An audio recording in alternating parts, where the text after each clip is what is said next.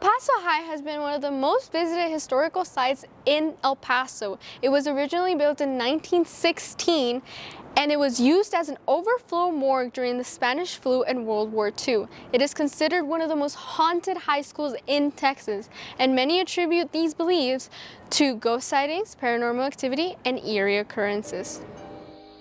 Me and my friend Sergio were lifting weights on one side of the weight room while most everybody else was on the other side of the weight room. And on the side of the weight room that is closest to the main part of the school, there are these low doors that connect to the underground system of tunnels / catacombs. And I was leaning up against these doors after doing a set. Could feel like it felt like pressure come on the doors. And then all of a sudden it flung open, and I just got thrown. The force of the doors flinging open threw me at least 8 to 10 feet across the floor, stumbling. We're coming back from regionals, and it's a long time ago in the 90s, and some of those teams were really good. That year we had both boys and girls go to the state championship. Both teams won regionals, and we got in early in the morning.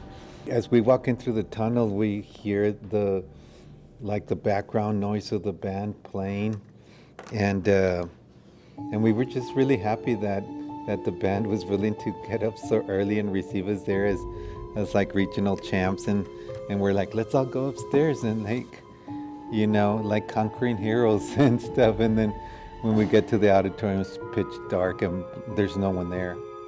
The person who told me the story was my friend Manny. He was on the 4th floor. As he's walking towards the curve, he heard crying. He looked inside one of the rooms and he saw the cheerleader, or he saw a cheerleader, and she was wearing an old-fashioned cheerleading outfit that did not fit in with what they were wearing at that time. And after a couple moments of staring at her, he realized that she was somewhat transparent and also hovering above the floor like 2 or 3 feet. He reached for the door, and as he touched the handle, he heard somebody down the hall say, "Manny!" He looked to see who was there, looked inside, and she was gone. She disappeared.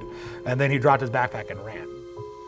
Years later, I was also a wrestling coach, and practices ran sometimes as late as 6:30.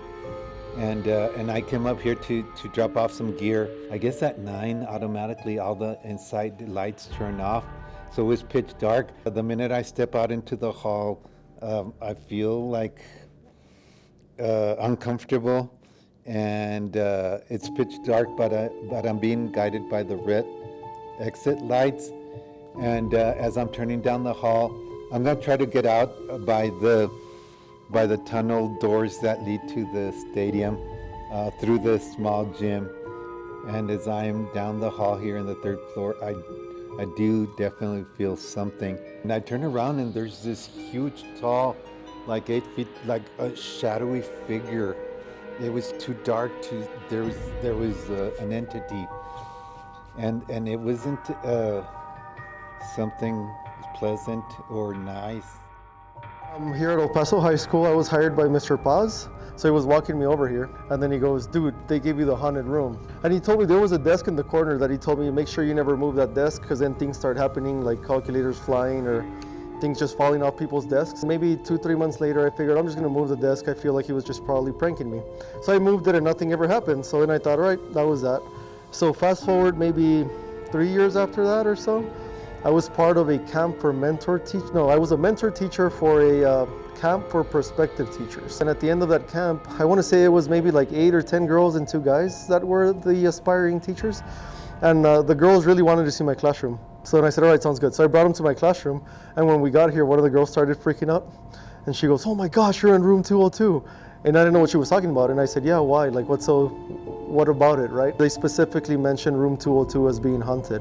And I never looked into it, I wanted to. I think it's a person that might have passed away here or something like that, is what the girl told me. So I was staying after school for a choir concert, and it was around like 7:30. And I went to the bathroom, and I think by then I was washing my hands, and then one of the bathroom stalls like just slammed open, and I don't think that there was anyone else in there, so I ran out. And once I was in the hallway, it was the 2nd floor, I was walking through it, and then the water fountain started to go by itself. So I just ran away. But there's something there after hours